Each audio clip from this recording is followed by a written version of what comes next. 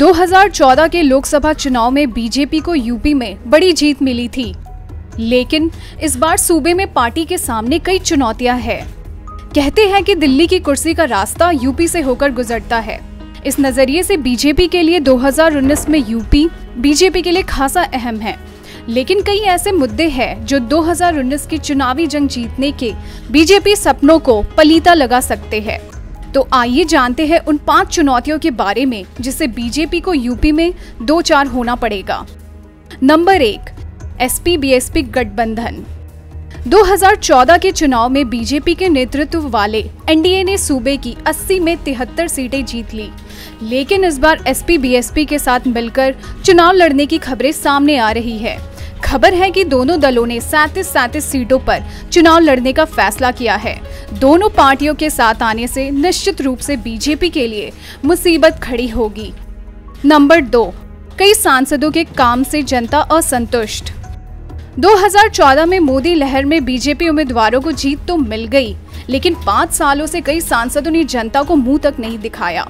ऐसे में जनता अपने नेता से असंतुष्ट है। ऐसे कई सांसद हैं जिन्होंने अपने क्षेत्र के लोगों की सूद लेना मुनासिब नहीं समझा।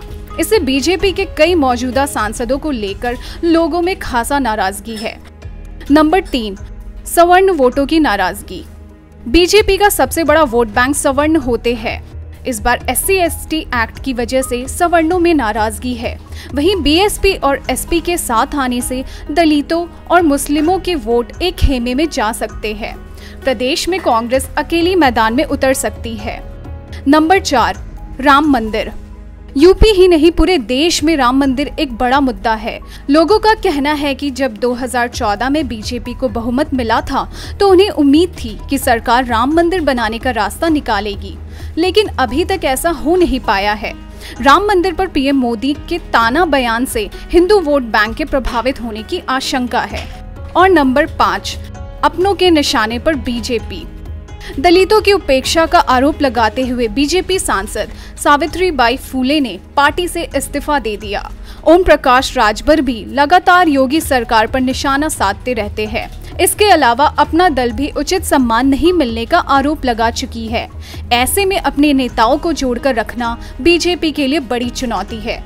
इंडिया न्यूज़ वायरल की रिपोर्ट।